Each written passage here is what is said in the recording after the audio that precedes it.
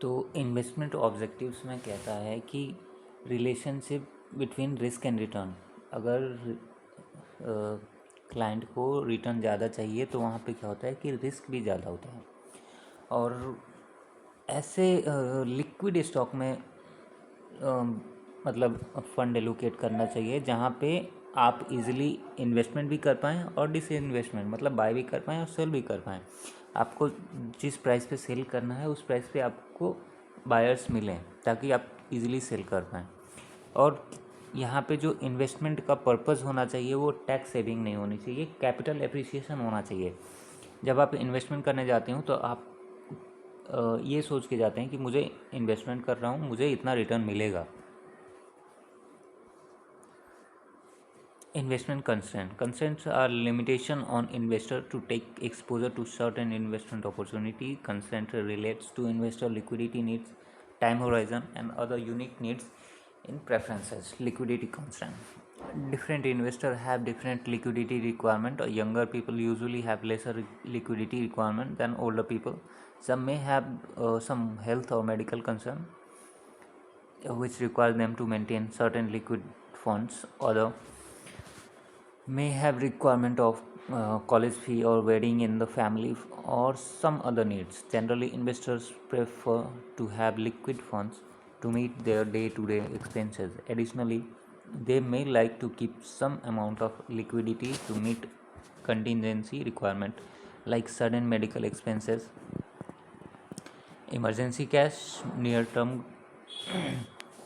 The emergency cash reserve is usually measured as 2 to 3 months spending, but it could be more if the individual source of income is at risk or volatile. Near term goals.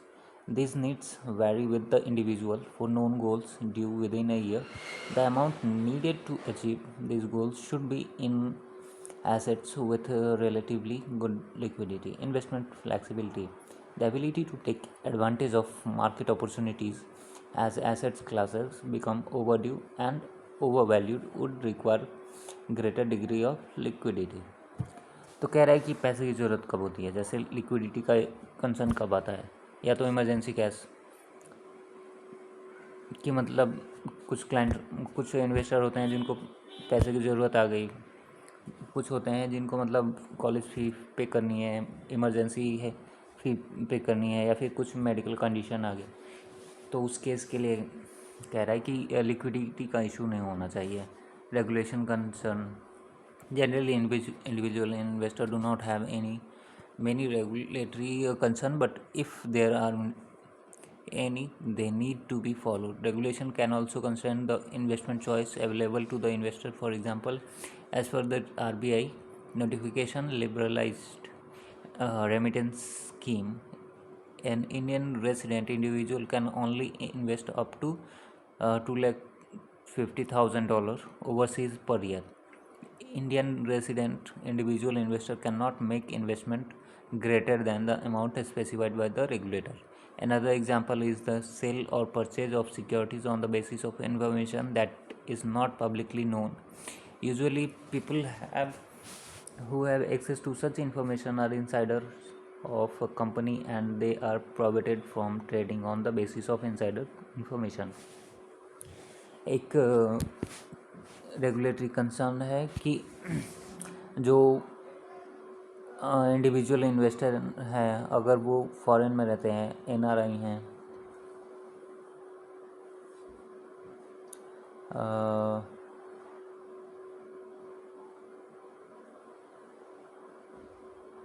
जो Indian investor हैं, जो Indian resident individual हैं, वो other countries में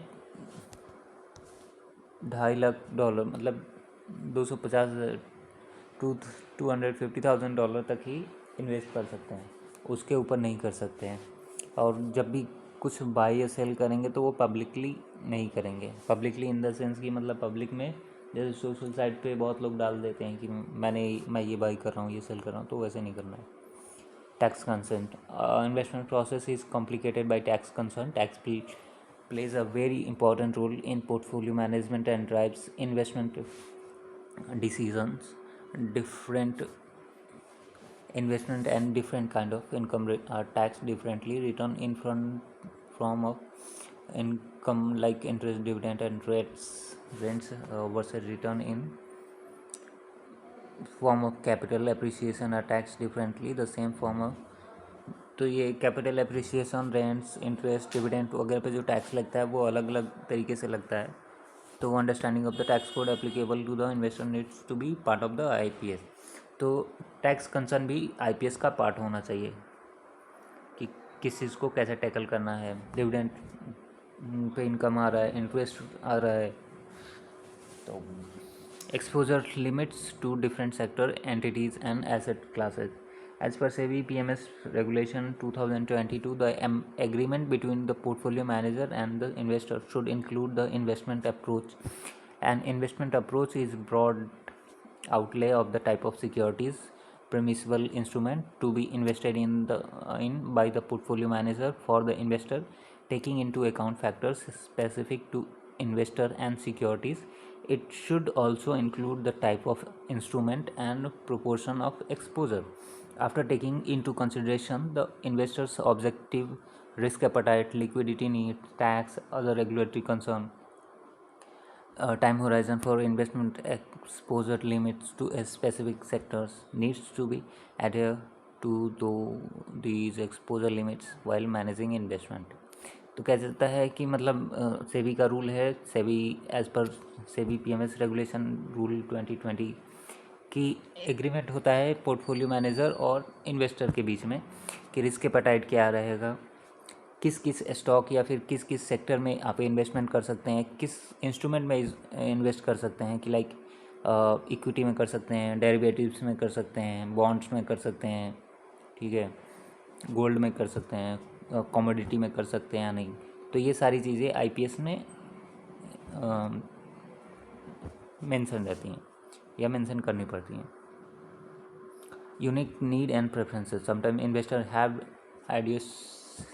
idiosyncratic concern. They may have personal, social, ethical, culture and preference belief.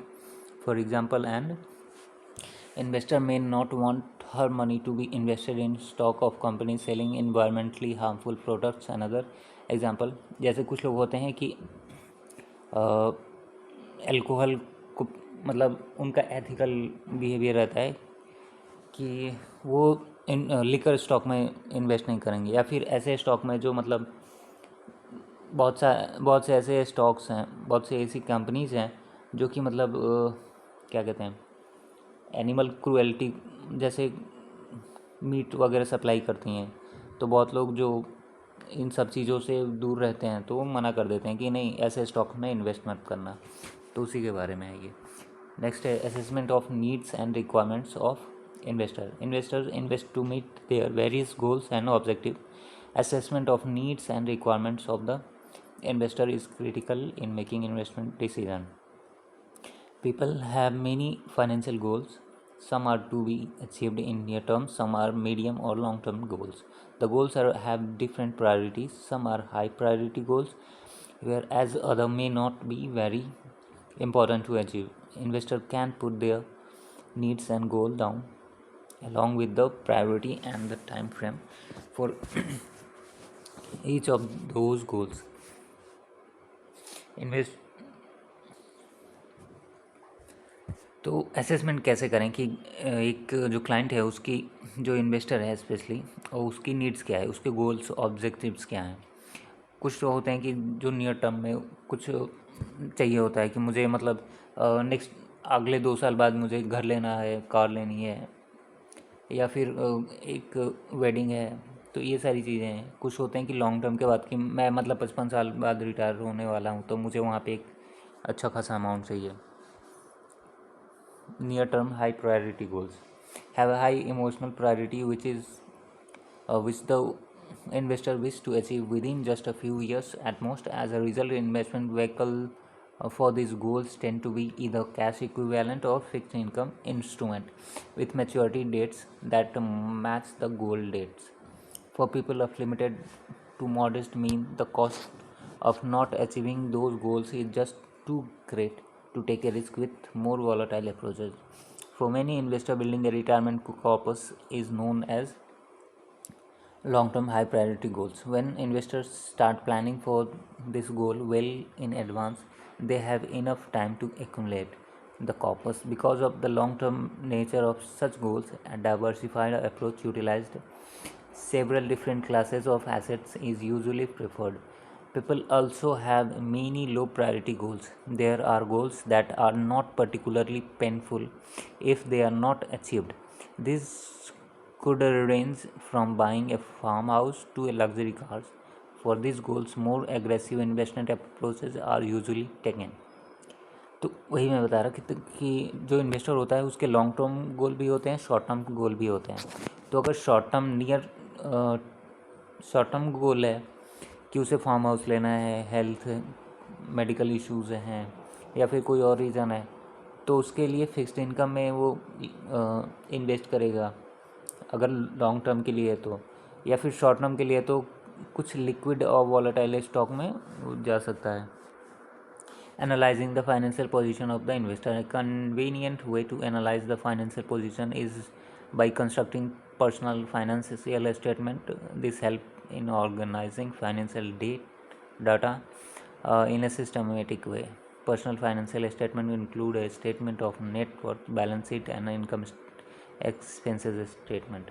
For calculating net worth, all the assets the investor own, that is the house, cars, investment in stock, bond, mutual fund, balance in the saving account, value of the jewels owned, and the value of all other financial assets and real estate are to be recorded at the estimated market value.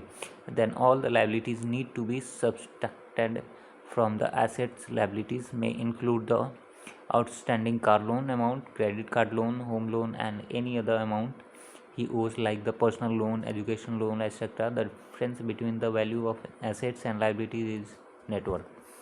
तो यहाँ पे बताया गया है कि net worth की value क्या है. नेटवर्थ का एक्चुअली मीनिंग क्या है, तो एक्चुअल मीनिंग में आ जाते हैं तो एसेट्स के कैटेगरी में हाउस आता है, कार्स आते हैं, स्टॉक, बॉन्ड्स, म्यूचुअल फंड आ जाता है, सेविंग अकाउंट में बैलेंस कितना है, उन सबको जोड़ के ज्वेलरी आ जाती है. तो ये एसेट्स का होता है. और लाइबिलिटीज़ वाले सेक्शन में आ जाता है क्रेडिट कार्ड का लोन है, होम लोन है, कार लोन है, एजुकेशन लोन है. तो एसेट्स माइनस लाइबिलिटीज़ करने के बाद से जो वैल्यू निकल के आती है वो क्लाइंट की नेटवर्थ होती है. और ये सजेस्ट कर रहा है कि जो नेटवर्थ कैलकुलेशन होनी चाहिए वो पीरियडिकली होनी चाहिए और साल में एक बार तो होनी चाहिए.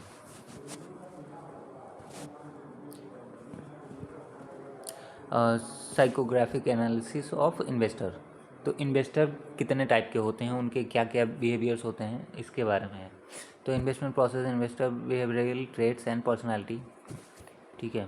तो psychographic analysis of investor bridge the gap between standard finance which treats investor as rational human beings and behavioral finance which view them as normal human beings who have biases and make cognitive errors. In other words, psychographic analysis of investor recognize investors as normal human beings who are susceptible to biased or irrational behavior.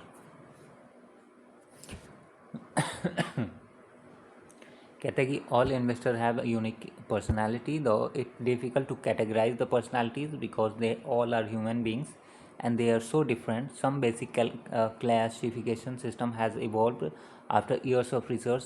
There are many frameworks available to perform psychographic analysis. For illustration purpose, given below is the framework given by Ballard and Behel and Kasher, BB&K. तो Ballard, Behel, and Kasher classify the investor personalities by focusing on two aspects: the level of confidence and the method of action. The first deals with how the investor approaches life in terms of career, wealth, or money. The second elements deal with whether investor is careful, methodical, and analytical in the approach towards life. The two elements can be thought of as two axes of individual psychography. One axis is the confidence axis, the other is carefulness and intuition in our market. तो कहता है कि psychographic analysis जो investor का किया जाता है, तो we all are human beings, तो हमारे जो पर्सनालिटीज़ हैं, हमारा जो बिहेवियर है वो डिफरेंट ही होगा। तो इस पर बेलार्ड बेहल और कैसन ने रिसर्च की थी, उनका फ्रेमवर्क है कि कैसे किया जाए। ठीक है, तो उनके हिसाब से जो होता है इन्वेस्टर, वो 5 पर्सनालिटीज़ के होते हैं। पहला जो होता है वो एडवेंचरस होता है, जो मतलब रिस्क लेने के लिए तैयार रहता है। Is willing to put all in one major bet, मतलब उसको कोई फ़र्क नहीं पड़ता, सारे पैसे एक ही स्टॉक में डाल देगा, एक ही सेक्टर में डाल देगा। तो वो ऐसा है adventure people who are willing to put it all in one major bet and go for it because they have confidence as far they are concerned. It is a carefully considered decision. They are confident as well as impetuous. In that quadrant, one typically will find entrepreneurial people who are willing to stick their neck out in their career or in their money management strategy. They normally have their own ideas about investing. They are willing to take risk, and they normally do not go for the investment advisor. They prefer concentrating their bets. तो इनको ये ऐसे होते हैं कि ये इनको मतलब सारा पैसा एक ही जगह लगाना है और एक ही बेट में लगाना है। ये किसी से एडवाइस लेने भी नहीं जाते हैं, ये इतने कॉन्फिडेंस होते हैं। ये एडवेंचरस टाइप के हो गए। उसके बाद से आते हैं celebrity, the lower right quadrant of these people like to be where the action is. They are afraid of being left out. This investor will keep bringing up the latest hot topic, asking should I be in this, should I be in that. तो ये ऐसे होते हैं कि ये पूछते रहते हैं कि मुझे इसमें इन्वेस्ट करना चाहिए या उसमें इन्वेस्ट करना चाहिए। ये अपने आइडियाज़ पे इन्वेस्टमेंट नहीं करते हैं, ये लोगों से पूछ के ही करते हैं नॉर्मली। थर्ड आता है इंडिविजुअलिस्ट। इंडिविजुअलिस्ट इज, इनके पास मतलब ये कॉन्फिडेंट तो नहीं होते हैं, but careful, methodical, analytical individual like to do their own research. ये मतलब अपना खुद का रिसर्च करते हैं, उसके बाद से इन्वेस्टमेंट करते हैं। Contrarian because they do sit back and think about where they want to go and which investment make good value sense. उसके बाद आ जाते हैं guardian.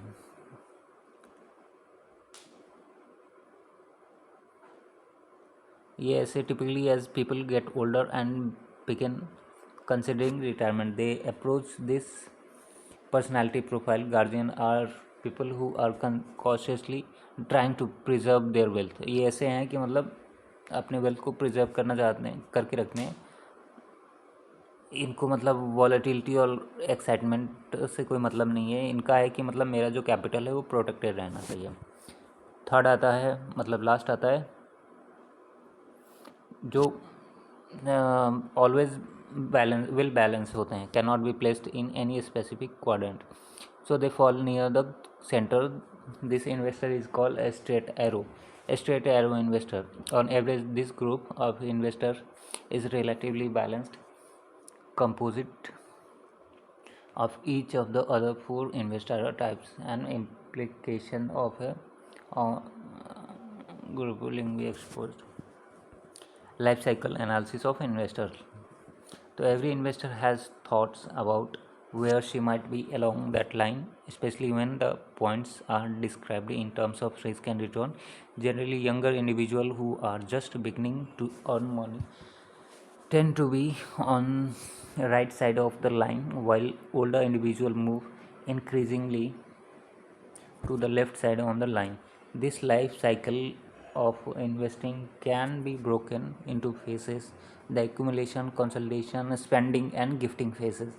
This is depicted in exhibit 9.4. तो 4 जो risk and return take off है वो 3 से 4 तरीके से देखा जाता है कि मतलब हम अपने लाइफ के किस फेज़ में चल रहे हैं, एक्यूमुलेशन फेज़ में, कंसोलिडेशन फेज़ में, स्पेंडिंग फेज़ में या फिर गिफ्टिंग फेज़ में। तो देखते हैं कि एक्युमुलेशन फेज होता क्या है। एक्युमुलेशन फेज में क्या होता है कि हमारी जो वेल्थ होती है वो बहुत छोटी रहती है, लाइबिलिटीज़ बड़े रहते हैं। Investment are fewer and typically non diversified. जो हमारा इन्वेस्टमेंट रहता है वो छोटा रहता है और नॉन डाइवर्सिफाइड रहता है। गोल्स में इंक्लूड चिल्ड्रन एजुकेशन, हाउस। इस टाइम पे जो इन्वेस्टर है उसके ऊपर बहुत सारी रिस्पॉन्सिबिलिटीज़ रहती हैं, जैसे children education, house, a possible investment for future financial independence since the individual has a very long time horizon and potentially growing income streams, he can undertake more high return risk. तो इस time पे क्या होता है कि जो risk and return रहता है वो काफ़ी ज़्यादा बड़ा रहता है।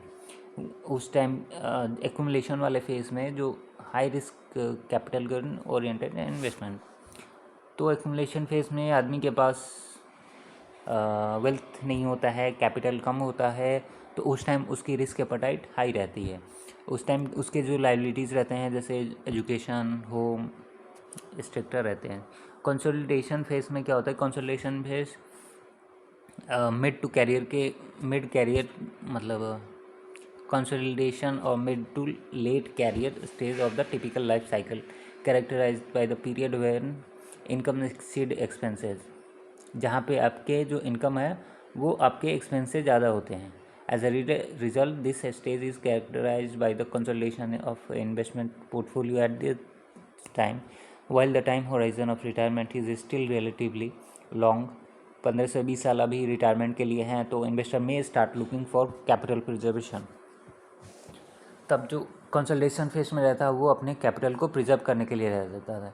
हाई कैपिटल गेन इन्वेस्टमेंट और balanced with some lower risk asset. तो इस फेज में क्या होता है कि जो इन्वेस्टर है वो थोड़ा रिस्क एपेटाइट वो अपना लो कर लेता है और कैपिटल एप्रिसिएशन की तरफ ज़्यादा ध्यान देता है। जो रिस्क एंड रिटर्न है उस पर थोड़ा सा फोकस करता है। Spending phase, this is the period when living expenses are covered not from earned income but from accumulated assets such as investment and retirement corpus. Because of the heavy reliance on investment in the phase and the unlikelihood of going back to work, the focus is on stability in investment portfolio. Preferences will be on investment that generate dividend, interest and rental income, as the investor's time horizon may still be well over 15 or 20 years. So some investment in the portfolio should continue to have growth and inflation hedged potential. तो spending phase में क्या होता है कि अपने expenses को cover करने के लिए ये इनकम अर्न करते हैं, मतलब इनका रहता है। ये नियर टू रिटायरमेंट वाले हैं, इनको क्या चाहिए कि इनका मतलब डिविडेंड इनकम आए, रेंटल इनकम आए, इंटरेस्ट इनकम आता रहे।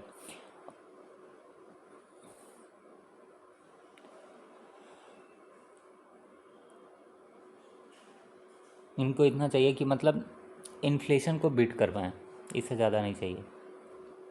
गिफ्टिंग फेज वाले, this is the final phase when a person realize that she has more assets than she will need for spending. In such cases, the attitude about the purpose of investment does change. Investment at a stage may be made to leave legacy, support or a charitable cause etc.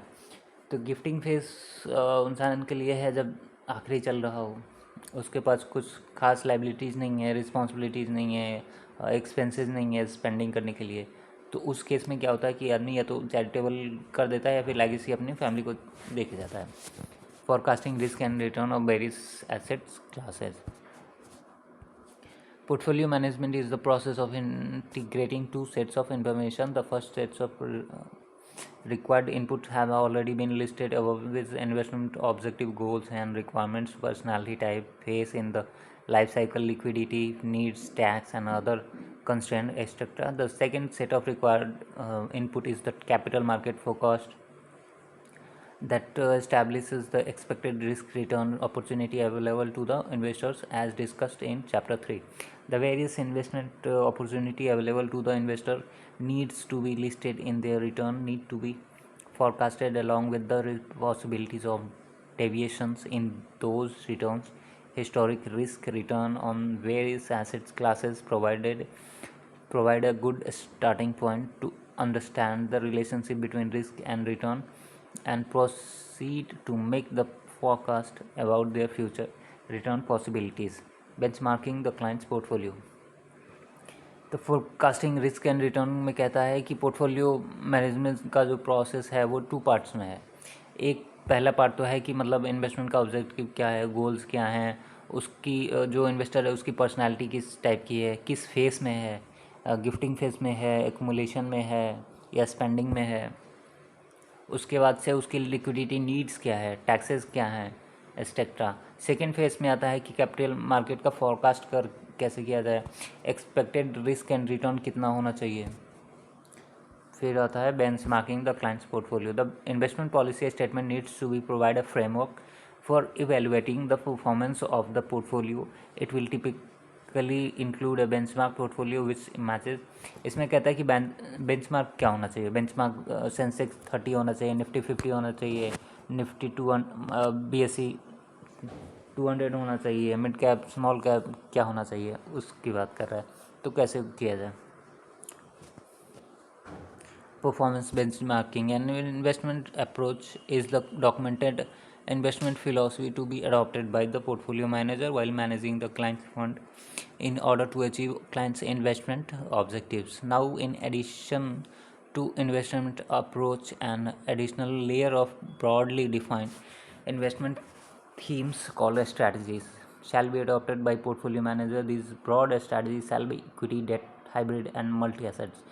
Each investment approach shall be tagged to one and only one strategy from the strategies as above. The tagging shall be at the discretion of the concerned portfolio manager. Portfolio manager may tag more than one investment strategy to an investment approach to a strategy, but each investment approach must be tagged to only one strategy. Association of Portfolio Management of India shall prescribe a maximum of 3 benchmarks for each strategy. These benchmarks shall reflect the core philosophy of the strategy. While tagging an investment approach to a particular strategy, the portfolio manager shall select one benchmark from those prescribed for that strategy to enable the investor to evaluate relative performance of the portfolio manager. The board of the portfolio manager shall be responsible for ensuring appropriate selection of a strategy and benchmarking of each investment approach. Once an IA is tagged to a strategy and or to a benchmark, the tagging shall be changed only after offering an option to subscribers to the IA to exit without any exit load. The performance track record of the specific IA tagging with a strategy benchmark or change prior to the change shall not be used by the portfolio manager for performance reporting.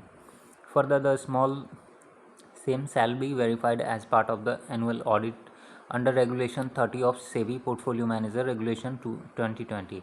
Once an IA is tagged to strategy and or to benchmark, the tagging shall be changed only after offering an option to subscribers to the IA to exit without any exit load. The performance track record of the specific IA whose tagging with a strategy benchmark was changed prior to the change shall not be used by the portfolio manager for performance reporting. Further,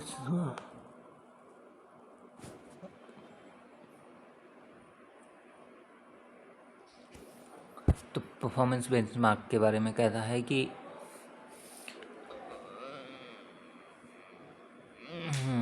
portfolio manager जो है वो पहले ही decide कर लेगा कि उसे किस strategy में जाना है, किस फिलॉसफी पे काम करना है, इक्विटी, डेट में, हाइब्रिड में, मल्टी एसेट्स में। ठीक है, उसके बाद से यहाँ पे जो association of portfolio managers of India है उन्होंने मैक्सिमम 3 बेंचमार्क दिए हुए हैं। ठीक है, जो कि कोर फिलॉसफी पे काम करता है, मतलब उनकी कोर फिलॉसफी है। The board of shall be responsible. तो ये जो पोर्टफोलियो मैनेजर की बोर्ड है वो इंश्योर करती है कि आप किस स्ट्रैटेजी पे काम करने वाले हैं, आपका जो बेंचमार्क होने वाला है वो क्या होने वाला है। अगर उसको चेंज करना चाहते हैं तो जो इन्वेस्टर है उसको बिना एग्जिट लोड के ही आप चेंज करने देंगे। और अपने जो इनका एनुअल ऑडिट रिपोर्ट होता है उसमें मेंशन करेंगे कि आप किस स्ट्रेटजी पे इस साल आपने काम किया है और नेक्स्ट ईयर किस स्ट्रेटजी पे आपका काम चल रहा है। और ये चेंज नहीं कर सकते, मतलब चेंज कर सकते हैं बट विदाउट इन्फॉर्मेशन चेंज नहीं कर सकते। Assets allocation decision, the interaction between the two sets of information about the investor and about the risk return on investment opportunity culminates into assets allocation decision. The assets allocation decision follows logically and investor.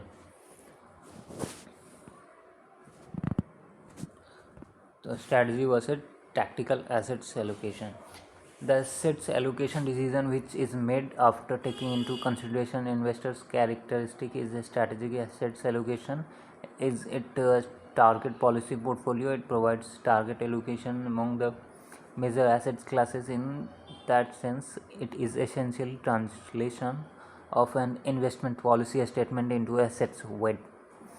SAA is the long term assets allocation decision. SAA is designed to meet the investor goals and objectives over a long period of time.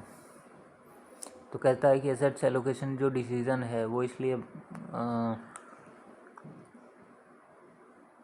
investor characteristic is a strategic assets allocation is the great target policy portfolio, जो provide कराता है कि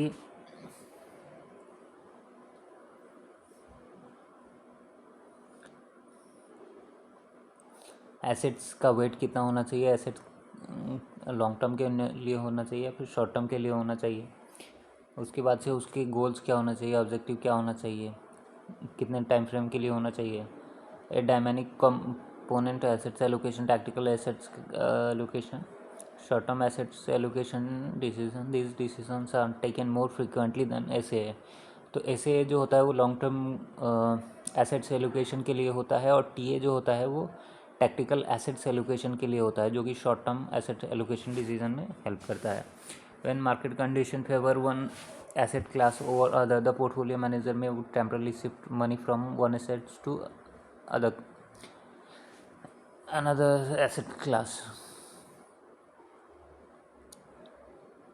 In TA, portfolio manager time markets, that is determine which assets classes are likely to go up more than expected and which less than expected, then they will alter the target assets allocation accordingly. Thus, if a portfolio manager believes that the stock market is overvalued and is up for a correlation while that market is undervalued, then it may reduce the proportion of the portfolio that is allocated to equities and increase the proportion allocated to bond debt. After looking the gains, the portfolio needs to be rebalanced and कहता है कि जब market condition सही हो, मतलब किसी एक sector के फेवर में हो, तो दूसरे सेक्टर से पैसे निकाल के हम उस सेक्टर में इन्वेस्ट कर सकते हैं। तो ये जो होता है ये टीए का पार्ट होता है।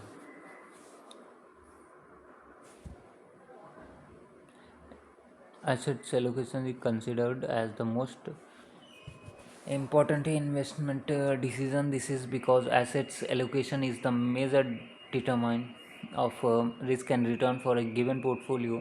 There is a huge impartial support for the same. Brinson, Hood and Bibor in a landmark paper concluded that a portfolio target assets allocation explain the majority of a broadly diversified portfolio's return variability over time. These findings were confirmed by Boston, Roger Z. and Paul D.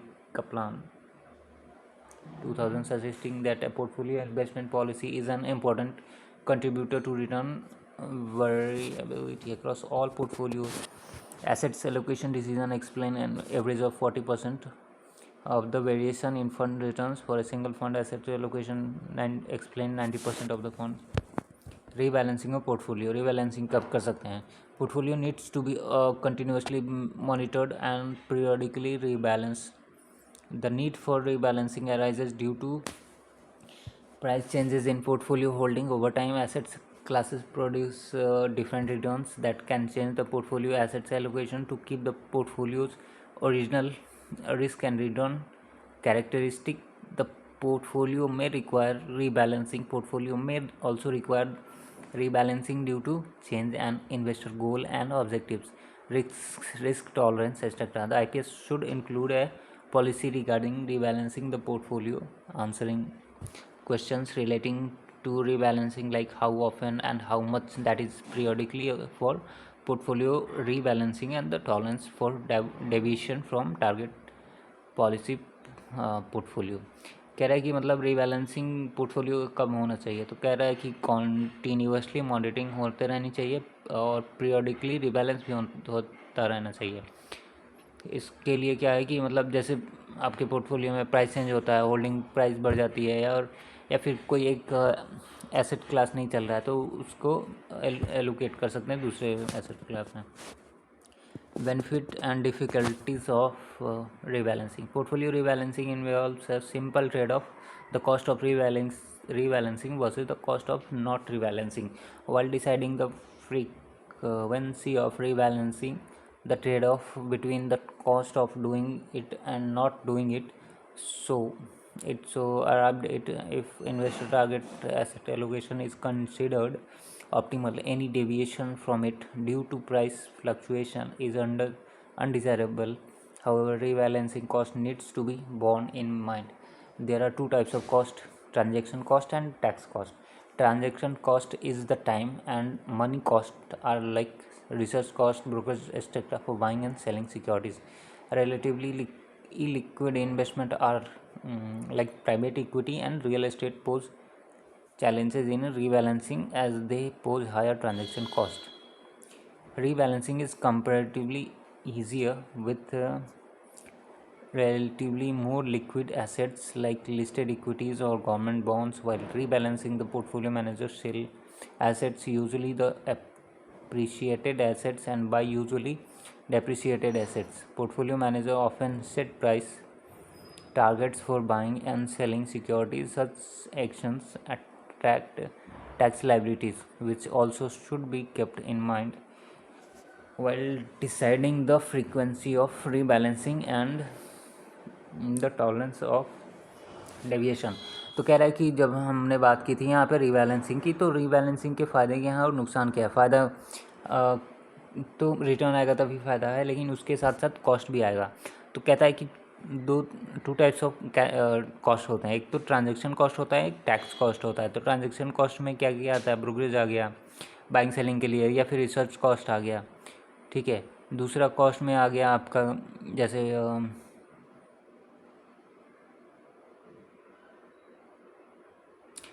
Transaction cost और tax cost. Transaction cost में आ गया आपका brokerage और research. Tax cost में stamp duty वगैरह आ जाएगा. तो यहाँ पे हमने 9th चैप्टर कंप्लीट कर लिया है.